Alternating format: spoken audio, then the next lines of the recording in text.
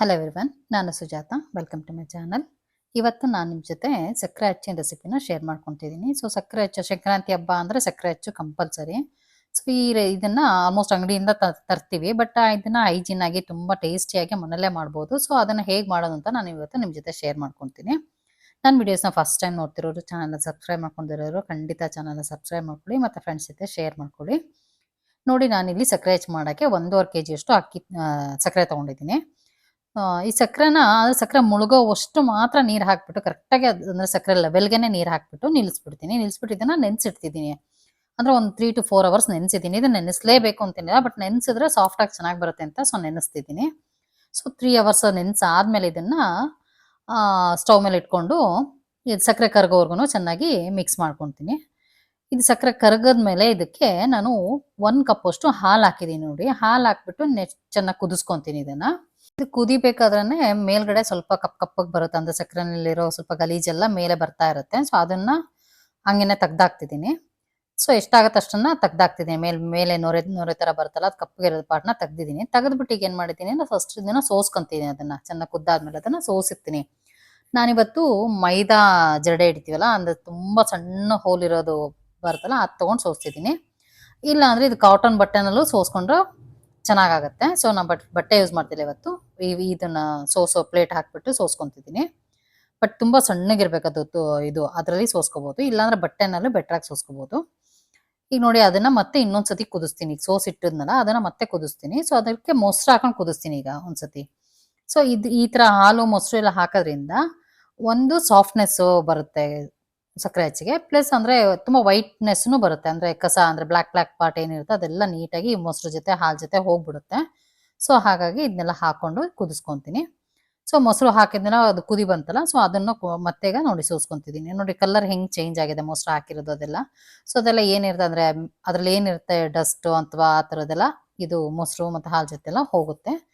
ನೋಡಿ, ನೀಟಾಗಿ ಇದನ್ನ 2 ಸತಿ ಸೋಸ್ಕೊಂಡಿದ್ದಾಯ್ತು. 2 ಸತಿ ಬಿಸಿ ಮಾಡಿಬಿಟ್ಟು ಸೋಸಿದ್ದೀನಿ. ಈಗ ಇದನ್ನ ನಮ್ಗೆ ಎಷ್ಟು ಬೇಕಷ್ಟನ್ನ ಒಂದು ದಪ್ಪ ತಳ ಇರೋ ಪಾತ್ರೆ ತಗೋಬೇಕು. ಮೇಯ್ನು ದಪ್ಪ ತಳ ಇರೋ ಪಾತ್ರೆ ತಗೊಂಡು ಇದು ಸ್ವಲ್ಪನೇ ಹಾಕೊಂಡು ಕುದಿಸ್ಕೋಬೇಕು. ಅಂದ್ರೆ ಅಟ್ ಎ ಟೈಮ್ ಎಲ್ಲದನ್ನ ಕುದಿಸಿ ಮಾಡೋಕ್ಕಾಗಲ್ಲ, ಬೇಗ ಗಟ್ಟಿಗಾಗತ್ತೆ. ಸೊ ಹಾಗಾಗ್ಬಿಟ್ಟು ನಾನು ಇಲ್ಲೊಂದು 2ರಿಂದ 3 ಕಪ್ ಅಷ್ಟು ತಗೊಂಡಿದ್ದೀನಿ. 3 ಕಪ್ನ ಹಾಕೊಂಡ್ಬಿಟ್ಟು ಇದನ್ನ ಚೆನ್ನಾಗಿ ಕುದಿಸ್ಕೊಂತೀನಿ. ಈಗ ನಾನು ಫಸ್ಟ್ ರೌಂಡ್ ಒಂದು 5 to 6 ಮಿನಿಟ್ಸ್ ಆದ್ರೂ ಕುದಿಸಿದ್ದೀನಿ. ಕುದಿಸಾದ್ಮೇಲೆ ನೋಡಿ, ಈ ತರ ಹಿಂಗೆ ನೊರೆ ಹಂಗೆ ಬರ್ತಾ ಇರುತ್ತೆ. ಸೊ ಅದನ್ನ ಅಂದ್ರೆ ಈ ಟೈಮಲ್ಲಿ ಚೆನ್ನಾಗಿ ತಿರುಗಿಸ್ಕೊಂಡು ಇದನ್ನ ಕುದಿಸ್ಕೋಬೇಕು. ಇದು ಕುದಿತಾ ಗಟ್ಟಿಗಾಗತ್ತೆ. ಅಂದ್ರೆ ಸ್ವಲ್ಪ ಈಗ ಟ್ರಾನ್ಸ್ಪರೆಂಟ್ ಇರೋದು ಸ್ವಲ್ಪ ಅಂದ್ರೆ ವೈಟ್ ಆಗಿ ಕಾಣಿಸಕ್ ಸ್ಟಾರ್ಟ್ ಆಗುತ್ತೆ ನೋಡಿ, ಅದು ತಿಕ್ ಆಗಿರುತ್ತೆ ಅವಾಗ. ಸೊ ಈ ತರ ವೈಟ್ ಆಗ್ಬಿಟ್ಟು ಸ್ವಲ್ಪ ದಪ್ಪ ಅಂದ್ರೆ ಸ್ವಲ್ಪ ತಿಕ್ ಆಗತ್ತಲ್ಲ, ತಿಕ್ಕಾದಾಗ ಏನ್ ಮಾಡ್ಬೇಕು, ಸ್ಟವ್ ಆಫ್ ಮಾಡಿ ಇದು ಕೆಳಗಡೆ ಇಟ್ಕೊಂಡು ಸ್ವಲ್ಪ ಪ್ರೆಷರ್ ಹಾಕ್ಬಿಟ್ಟು ಚೆನ್ನಾಗಿ ಉಜ್ಕೋಬೇಕು. ನೋಡಿ, ಹಿಂಗ್ ಉಜ್ತಾ ಇದ್ರೆ ಅದೇನಾಗುತ್ತೆ, ಇನ್ನು ತಿಕ್ ಆಗ್ತಾ ಹೋಗುತ್ತೆ. ಅಂದ್ರೆ ಫುಲ್ ಅಂದ್ರೆ ವೈಟ್ ಮತ್ತೆ ಸಕ್ಕರೆ ಕಲರೇ ಬರುತ್ತೆ ಆಲ್ಮೋಸ್ಟ್. ಸೊ ಆ ಕಲರ್ ಬರಕ್ ಸ್ಟಾರ್ಟ್ ಆಗುತ್ತೆ. ಮತ್ತೆ ಸ್ವಲ್ಪ ತಿಕ್ ಆಗಕ್ ಸ್ಟಾರ್ಟ್ ಆಗುತ್ತಲ್ಲ, ಸೊ ಅವಾಗ ಏನ್ ಮಾಡ್ಬೇಕು, ಇದನ್ನ ಕ್ವಿಕ್ ಆಗಿ ಫಸ್ಟ್ ಮೌಲ್ಡ್ ಎಲ್ಲ ರೆಡಿ ಮಾಡಿ ಇಟ್ಕೊಂಡಿರ್ಬೇಕಿತ್ತು. ನೋಡಿ, ಇದನ್ನ ಮತ್ತೆ ತೊಳ್ಕೊಂಡು ಸ್ವಲ್ಪ ಒದ್ದೆ ಇರ್ಬೇಕು ಇನ್ ದ ಸೆನ್ಸ್ ಅಂದ್ರೆ ನೀರ್ ಇರಬಾರ್ದು, ಬಟ್ ಸ್ವಲ್ಪ ವೆಟ್ ಇರ್ಬೇಕು. ಆ ತರ ಇದ್ರೆ ಮೌಲ್ಡ್ಗೆ ಚೆನ್ನಾಗಿ ಅಂದ್ರೆ ಬೇಗ ಈಸಿಯಾಗಿ ಬರುತ್ತದು ಮತ್ತೆ ತೆಗಿಯಕ್ಕೆ. ಹಾಗಾಗ್ಬಿಟ್ಟು ಸ್ವಲ್ಪ ಒದ್ದೆನೆ ಇಟ್ಟಿದ್ದೀನಿ. ಬಟ್ ನೀರ್ ಇಲ್ದಲೇನೆ ಇದನ್ನ ಹಾಕೋದು. ನೋಡಿ, ಎಲ್ಲದನ್ನು ರಬ್ಬರ್ ಬ್ಯಾಂಡ್ ಹಾಕಿ ನೀಟಾಗಿ ಟೈಟ್ ಆಗಿ ಇಟ್ಟಿದ್ದೀನಿ, ಮೌಲ್ಡ್ ಎಲ್ಲ ರೆಡಿ ಮಾಡಿ. ಸೊ ಅದರೊಳಗೆ ಈಗ ಬೇಗ ಹಾಕೊಂಡು ಹೋಗ್ಬೇಕು. ಸೊ ಬೇಗ ಹಾಕ್ಬೇಕಾದ್ರೆ ಏನಾಗುತ್ತೆ, ಸೈಡ್ಗೆಲ್ಲ ಬೀಳುತ್ತೆ ಮತ್ತೆ ಚೆಲ್ಲುತ್ತೆ ಎಲ್ಲ ಆಗುತ್ತೆ. ಅಂದ್ರೆ ಪರವಾಗಿಲ್ಲ, ಮತ್ತೆ ಅದನ್ನ ತೆಗೆದ್ಬಿಟ್ಟು ಮತ್ತೆ ಯೂಸ್ ಮಾಡ್ಕೋಬಹುದು. ಸೊ ಹಾಗಾಗಿ ಕ್ವಿಕ್ ಆಗಿ ಹಾಕೊಂಡು ಹೋಗ್ಬೇಕಷ್ಟೇ. ಮತ್ತೆ ಈಗ ಅಕಸ್ಮಾತ್ ಏನಾದ್ರು ಮತ್ತೆ ತುಂಬಾ ಗಟ್ಟಿ ಆಯ್ತು ಅಂದ್ರೆ ಇನ್ನೊಂದ್ಸತಿ ಮತ್ತೆ ಸ್ಟವ್ ಮೇಲೆ ಇಟ್ಟರೆ ಮತ್ತೆ ಹಂಗೇನೆ ಮೆಲ್ಟ್ ಆಗುತ್ತೆ. ಸೊ ಆಗ ತಕ್ಷಣ ತಕೊಂಡ್ಬಿಟ್ಟು ಮತ್ತೆ ಉಜ್ಜಿಬಿಟ್ಟು ಮತ್ತೆ ಇದ್ರ ಮೋಲ್ಡ್ ಒಳಗೆ ಹಾಕ್ಬೇಕು. ತುಂಬಾ ಗಟ್ಟಿಗಾಯ್ತು, ಮೋಲ್ಡ್ಗೆ ಹಾಕಕ್ಕೆ ಆಗಲ್ಲ ಈ ತರ ಅಂದಾಗ ಅಚ್ಚಿ ಇರುತ್ತಲ್ಲ, ಸೊ ಅದು ಓಪನ್ ಇರುತ್ತೆ. ಸೊ ಅದು ಆ ತರದಾಗ ಹಾಕಕ್ಕೆ ಈಸಿ ಆಗುತ್ತೆ. ನೀವು ಅಕಸ್ಮಾತ್ ವುಡನ್ ಮೌಲ್ಡ್ ಇಲ್ಲ ಅಂದ್ರೆ ಬೇಕಾದ್ರೆ ಸಿಲಿಕಾನ್ ಅಂದ್ರೆ ಚಾಕ್ಲೇಟ್ ಮೌಲ್ಡ್ಸ್ ಎಲ್ಲ ಬರುತ್ತಲ್ಲ, ಅದ್ರೊಳಗೆ ಹಾಕೊಳಕ್ಕೆ ತುಂಬಾ ಈಸಿ ಆಗಿರುತ್ತೆ. ಬಟ್ ಆದ್ರೆ ಏನಾಗುತ್ತೆ ಅಂದ್ರೆ ತುಂಬಾ ತಿಕ್ಕಿರುತ್ತೆ ಅಂದ್ರೆ ಚಾಕ್ಲೇಟ್ ಮೌಲ್ಡ್ಸು. ಅದು ಸ್ವಲ್ಪ ಅಂದ್ರೆ ಹೆವಿ ಅನ್ಸುತ್ತೆ. ಹಾಗಾಗ್ಬಿಟ್ಟು ಅದನ್ನ ತೆಳ್ಳಗೆ ಹಾಕೋಬೇಕು, ಫುಲ್ ಹಾಕ್ಬಾರ್ದು, ಅರ್ಧ ಹಾಕೊಂಡ್ರೆ ಚೆನ್ನಾಗಿರುತ್ತೆ. ಬಟ್ ನನ್ನ ಹತ್ರ ಇದು ವುಡನ್ ಮೌಲ್ಡ್ ಇತ್ತಲ್ಲ, ಸೊ ಹಾಗಾಗಿ ಅದನ್ನೇ ಯೂಸ್ ಮಾಡ್ತಿದ್ದೀನಿ. ನೋಡಿ, ಸೈಡಲ್ಲಿ ಏನೇನಿತ್ತು ಅದನ್ನೆಲ್ಲ ತೆಗೆದುಬಿಟ್ಟು ನೀಟಾಗಿ ನಿಧಾನಕ್ಕೆ ಓಪನ್ ಮಾಡ್ತಿದ್ದೀನಿ. ಸೊ ಓಪನ್ ಮಾಡಿಬಿಟ್ಟು ಮತ್ತೆ ಡ್ರೈ ಆಗಕ್ಕೆ ಇಡ್ತೀನಿ ಇದನ್ನ. ಅದು ಬೇಗ ತೆಗಿಯಕ್ಕೆ ಹೋದ್ರೆ ಅದು ಕಿತ್ತೋಗ್ಬೋದು. ಸೊ ಹಾಗಾಗ್ಬಿಟ್ಟು ಫಸ್ಟ್ ಒಂದ್ಸತಿ ಈ ತರ ಡ್ರೈ ಆಗ್ಲಿ ಅಂತ ಇಟ್ಬಿಟ್ಟು ಆಮೇಲೆ ನಿಧಾನಕ್ಕೆ ಓಪನ್ ಮಾಡ್ಕೊತೀನಿ.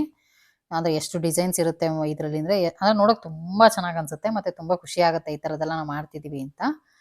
ಮತ್ತೆ ಮಕ್ಳು ತುಂಬಾ ಇಷ್ಟಪಟ್ಟು ತಿಂತಾರೆ ಇದನ್ನ. ಅಂದ್ರೆ ಈ ತರ ಮಾಡೋದ್ರಿಂದ ತುಂಬಾ ಸಾಫ್ಟ್ ಆಗು ಬರುತ್ತೆ. ನಮ್ಗೆ ಅಂದ್ರೆ ಅಂಗಡಿಯಿಂದ ತರ್ತೀವಿ ಬಟ್ ಇಷ್ಟು ಸಾಫ್ಟ್ ಇರಲ್ಲ ಮತ್ತೆ ಇಷ್ಟು ಹೈಜಿನ್ ಇರಲ್ಲ. ಕಲರ್ಸ್ ಆಡ್ ಮಾಡ್ಬಿಡ್ತಾರೆ ಇದೆಲ್ಲ ಮಾಡಕ್ಕಾಗ್ದಲೆ. ಸೊ ನಾನ್ ಕಲರ್ ಏನ್ ಆಡ್ ಮಾಡಿಲ್ಲ ಇಲ್ಲಿ. ಬೇಕಂದ್ರೆ ಇದಕ್ಕೆ ನೀವು ಕಲರ್ ಕೂಡ ಆಡ್ ಮಾಡ್ಕೋಬಹುದು. ಅಂದ್ರೆ ಕೇಸರಿ ಅಥವಾ ಯೆಲ್ಲೋ ಕಲರು ಫುಡ್ ಕಲರ್ಸೇ ಬರುತ್ತಲ್ಲ ಅದನ್ನ ಈ ತರ ಸಿರಪ್ಗೆ ಆಡ್ ಮಾಡ್ಕೊಂಡು ಮಿಕ್ಸ್ ಮಾಡ್ಕೋಬೇಕು.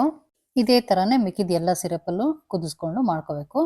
ನೋಡಿ ಈಗ ಮುರಿದೋಗಿರೋದು ಅಥವಾ ಅವರ ಎಕ್ಸ್ಟ್ರಾಸ್ ಬಿದ್ದಿರುತ್ತಲ್ಲ ಅದೆಲ್ಲ ಇರುತ್ತಲ್ಲ ಅದು ಕೂಡ ವೇಸ್ಟ್ ಆಗಲ್ಲ. ಅದನ್ನ ಕೂಡ ತಕ್ಕೊಂಡು ಮತ್ತೆ ಸಿರಪ್ ಜೊತೆ ನಾವು ಆಡ್ ಮಾಡ್ಕೊಂಡು ಮಿಕ್ಸ್ ಮಾಡ್ಕೊಂಡು ಮಾಡ್ಕೋಬಹುದು. ಸೊ ಮಾಡ್ತಾ ಮಾಡ್ತಾ ಕಲರ್ ಡಿಮ್ ಆಗುತ್ತೆ. ಸೊ ಹಾಗಾಗಿ ನಾನು ಸ್ವಲ್ಪ ಕೇಸರಿ ನೆನಾಕಿದ್ದೆ. ಅಂದ್ರೆ ಡಿಮ್ ಆಗುತ್ತೆ ತುಂಬಾ ವೈಟ್ ಬರಲ್ಲ ಅಂತ ಬಿಟ್ಟು ಆಡ್ ಮಾಡಕ್ಕೆ.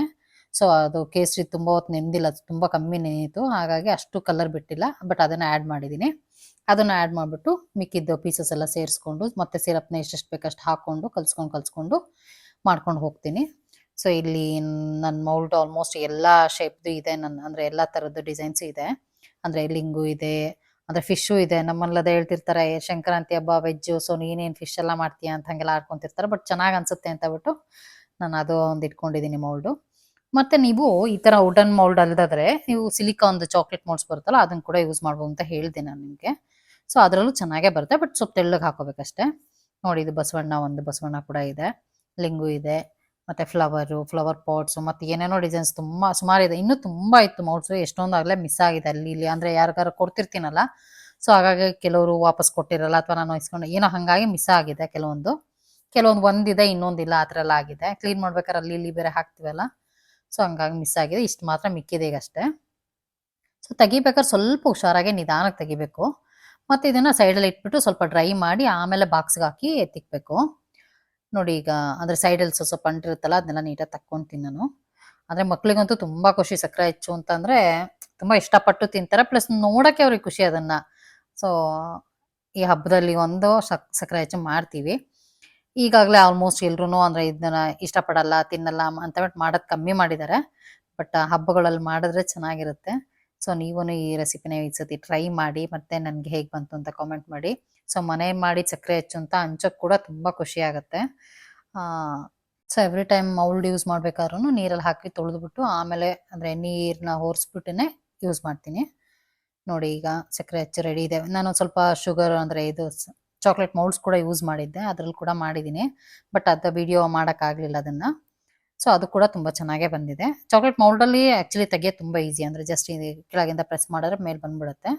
ಸೊ ಈ ರೆಸಿಪಿನ ಖಂಡಿತ ಈ ಹಬ್ಬದಲ್ಲಿ ಟ್ರೈ ಮಾಡಿ ಅಂತ ಹೇಳ್ತಾ ಎಲ್ರಿಗೂ ಅಡ್ವಾನ್ಸ್ ಆಗಿ ಸಂಕ್ರಾಂತಿ ಹಬ್ಬದ ಶುಭಾಶಯಗಳನ್ನು ಹೇಳ್ತಾ, ಮತ್ತೆ ನನ್ನ ವಿಡಿಯೋಸ್ನ ಫಸ್ಟ್ ಟೈಮ್ ನೋಡ್ತಿರೋರು ಚಾನಲ್ನ ಸಬ್ಸ್ಕ್ರೈಬ್ ಮಾಡ್ಕೊಂಡಿರೋರು ಖಂಡಿತ ಚಾನಲ್ನ ಸಬ್ಸ್ಕ್ರೈಬ್ ಮಾಡ್ಕೊಳ್ಳಿ. ಮತ್ತೆ ಫ್ರೆಂಡ್ಸ್ ಜೊತೆ ಶೇರ್ ಮಾಡ್ಕೊಳ್ಳಿ.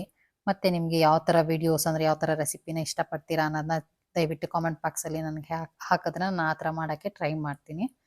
Thanks for watching this video. Take care. Bye.